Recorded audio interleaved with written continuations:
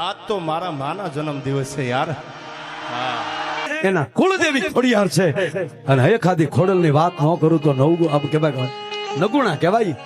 પાર્થ કુળદેવી ઈ છે કે લાખે પતે લાજ ન જવા દેવો.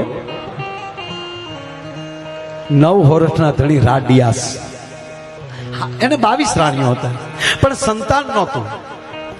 22 રાણીઓ ગરીબ પણ કોઈ સંતાન નહોતું. અને એમાં એકવાર માનીતા રાણી બેઠા છે અને એને કહે છે મહારાજ જીવન મરણના કોઈ ભરોસા નથી પણ અમારી એક ઈચ્છા છે કે ભગવતીનું નામ લઈ અને હજી એક લગ્ન કરો. અને જો ઈશ્વરની ઈચ્છા હોય અને એકાદો દીકરો મળી જાય તો તમારો વારસ રહી જાય, બાકી આ જીવન મરણના ક્યાં ભરોસા છે. એના કહેવાથી ધારીના પરમાર મહારાજાના દીકરી સોમલદે પરમાર એ સોમલદેને શ્રીફળ મોકલાયું. શ્રીફળ સ્વીકારાનું અને ધારીથી બાપુ ગાડું નીકળ્યું, વેલડું નીકળ્યું જુનાગઢે જવા માટે.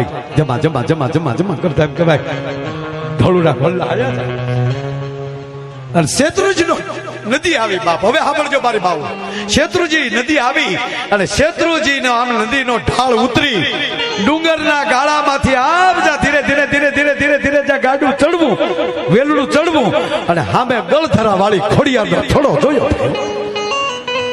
એ ખોડલના થડા પહેલી વેલડાને નીકળવું. માફા માલી સોમલદે ખોડલને જોઈ ગયા, થડો જોઈ ગયા, કીધું વેલડું ઊભું રાખો. વેલડું ઊભું રાખ્યું. સોમલદે નીચે ઉતર્યા. નીચે ઉતરીને માં ખોડલના ફળા સામું જોઈ ખોળો પાથરીને તેથી સોમલદે એટલું બોલ્યા કે હે ખોડિયાર, મારી ને મહારાજાની ઉંમરમાં તો બહુ મોટો ફેર છે પણ હું મારા સંસારનું સુખ માણવા માટે હું નથી જાતી. મહારાજાને વંશ વેલો જોવે છે, એનો વારસદાર જોવે છે. ઈ આશાથી હું એમાં ખોડલ હું તારી પાસે ખોલો પાથરીને કહું રાના રખોપા કરજે અને રાની ઈચ્છાઓ પૂરી કરજે, એનો વારસદાર દેજે અને મારી ભેરે રહેજે. એટલું કહીને વેલડામાં બેસી ગયા. મા ખોડલની કૃપાથી 5 મહિના થયા. શ્રીમદનો પ્રસંગ આવ્યો.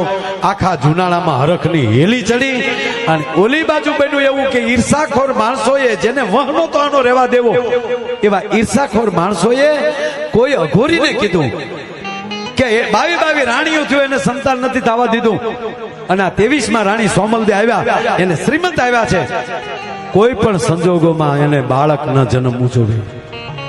એ અઘોરીએ પૂતળું આપ્યું, અડદનું પૂતળું કરી એની માથે કામણ કર્યા. જે કાંઈ હતું તે કીધું. રાણીઓ જે માણસો જે આવ્યા તેને કે આને તમે ધરતીમાં દાટી ગયો, જ્યાં સુધી આ પૂતળું ધરતીમાં રહેશે ત્યાં સુધી સોમલદેને સંતાનની પરસુતા નહીં થાય. બન્યું એવું સાહેબ. 9 વર્ષ વી ગયા અને યુદ્ધના 16 વર્ષ પૂરા થયા. માથેલી 9 વર્ષ ગલથોલિયા ખાઈને વયા ગયા. હવે સોમલદેનું ખાલી પેટ વધ્યું છે, હાથ પગ ગળી ગયા છે.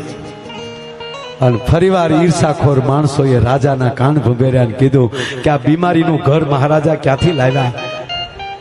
જો ઈ સગર્ભા હોય, એના પેટમાં બાળક હોય તો કેદુનો જન્મ થઈ ગયો હોવો જોઈએ. આ માથેલી 9 વર્ષ વયા ગયા. આ કોઈ બીમારીની ગાંઠ હશે પેટમાં. અને આ જ્યારથી આવ્યા ત્યારે યુદ્ધ અહીંયા થયું નથી.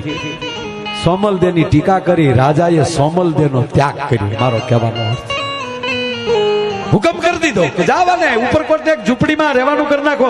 રાજમહેલમાંથી સોમલદેને ઝૂંપડીમાં મોકલી ગયો. પતિ પત્નીનો સાથ હોય ને તો દુનિયાના કોઈના બાપની તેવડ નથી કે કોઈ ઝૂકી જાય, પણ હવે ઘરનો જ મોભ નમે. ઘરના પતિએ ત્યાગ કર્યો. અડધી રાતનું ટાણું તેલનો દીવો કીર્તિભાઈ ઝૂંપડામાં ધીમો ધીમો જગતો હતો. સાથે આવેલી વાલબાઈ વડારણ એની બેનપણી એને સોમલદેએ હાથ કર્યો. વાલબાઈ, એ વાલબાઈ, હા બા, હવે મારથી દુઃખ સહન નથી થતું. અત્યાર સુધી તો ડિયાસના ભરોસે, મારા ધણીના ભરોસે જીવતી હતી. હવે તો મારા ધણીએ મારો ત્યાગ કર્યો. હવે મારથી પીડા સહન નથી થતી. એક કામ કરને, વાલભાઈ જો મારી બેન પડી જ હો, મારી બેન જેવી હો, મારું દુઃખ તારું દુઃખ હોય તો હવે અમલ ઘોલ ને અમલ પી ને મારો આળખો પૂરો કરી નાખો. હા માં, હવે મારથી દુઃખ સહન નથી થતું, તમારું દુઃખ હું નથી જોઈ એકથી, અમલ ઘોળી દઉં, પણ એક શરત, અડધ્યું ઝેર મારી હાટું વધવા ન દે તો તને ખોડલના સોગંદ છે. બોલી વાલભાઈ એ તાહળી હાથમાં આપેલી અને કીધું કે લે આ અડધું મારી હાટું વધવા ન દે તો ખોડલના હમ. એ સોમલદેના હાથમાં બાપુ અમલની તાહળી તો આવી ગઈ, પણ ખોડલ જા શબ્દ સાંભળ્યો અને યાદ આવ્યું કે હા ગળધરે પગે લાગીને આવી હતી, હાથમાં ઝેરની તાહળી, અમલની તાહળી. અને તેથી સોમલદે એટલું બોલ્યા કે હે ખોડિયાર, તારા થડે પગે લાગીને આવી હતી હું, અને તારી દીકરી છું, અને તને પગે લાગીને આવી હોવ ને હું દુખી થાવ. એ ખોડલ, હવે મારવી હોય તો મારજે, તારવી હોય તો તારજે. એમ કરીને હજી બાપુ ઓઠે તાહળી નો અડીને તા તો કાંબીને કડલાના કડાકા મળ્યા બોલવા, ખડા ખડા ખડા કરતી આવી અને ખોડિયાર માએ તાહળીને ઠપાટ મારી, સોમલદેના હાથમાં તાહળીનો ઘા કરી નાખ્યો.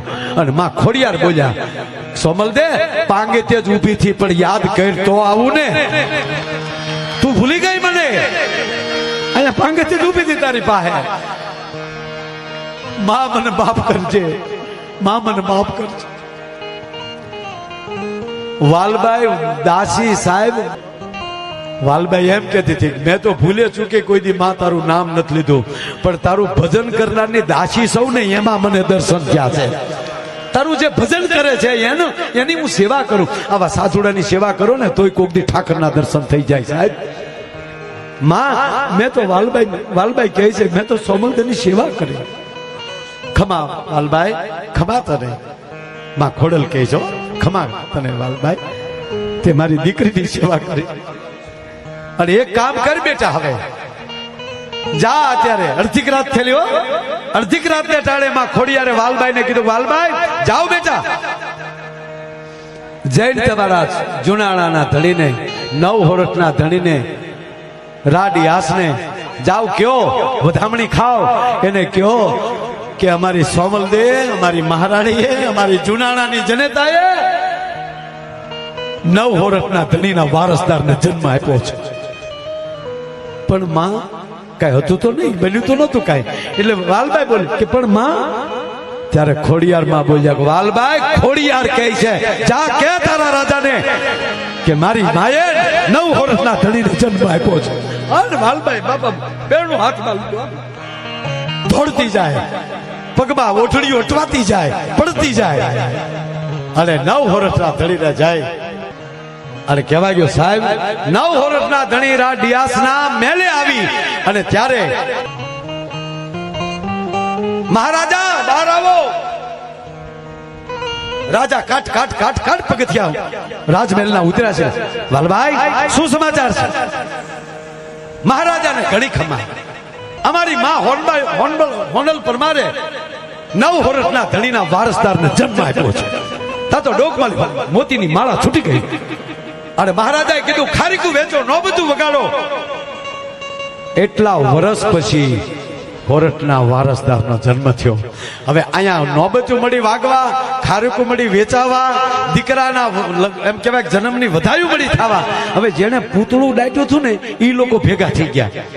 એ કે ઓલું આ તો આપણે કીધું હતું પૂતળું ભોમાં હોય ત્યાં સુધી જન્મ નહીં થાય, તો કઈ હળી તો નહીં ગયું હોય ને, આ જન્મ થયો છે. અને જય અને સાહેબ જોવા હાટું એ પૂતળું જ્યાં દાટ્યું હતું એ પૂતળાને જ્યાં બહાર કાઢવું કીધું હતું ને, જમીનમાં હશે ત્યાં સુધી જન્મ નહીં થાય, અને જોવા માટે જ્યાં પૂતળાને બહાર કાઢવું, અને અહીંયા સોમલદેને પરસુતા થાવી. અને મને કહેવા ગયો બાપ, તેથી હું એણ્યું કોઈ પાસે નહોતી, જગદંબા ખોડિયાર પોતે બાજુમાં ઊભી હતી અને પેળિયામાં જીલ્યો નવઘણનો. તેથી ખોડિયાર બોલ્યા ખમા પધારો, નવ હોરઠના ધણી પધારો બાપ. અને હે સોમલદે, આનો નવ ચોમાસા પછી જન્મ થયો છે. ઘણ કહેતા ચોમાસું, ગણ વીતશે ઘણા પડશે ગામ. ગણનો અર્થ ચોમાસું. આના 9 ચોમાસા માથેલી ગલથોલિયા ખાઈ ગયા પછી જન્મ થયો છે. હવે જેનું નામ જ માં ખોડિયારે પાડ્યું હોય કે સોમલદે આનું નામ નવઘણ રાખજે, કારણ કે 9 ચોમાસા પછી જન્મો છે એટલે આનું નામ નવઘણ રાખજે. અને તારો દીકરો મોટો થાય, હવા વરહનો થાય, ત્યારે ગળધરે આવીને મારો ખીચડો મારી લાપસી કરી જાય અને પછી નવઘણને કહેજે કે જ્યારે જરૂર પડે ત્યારે કાળી દેવ સકલી થઈને એના ભાલે નો બેહું તો હું ખોડિયાર નો કહેવા ભૂલા.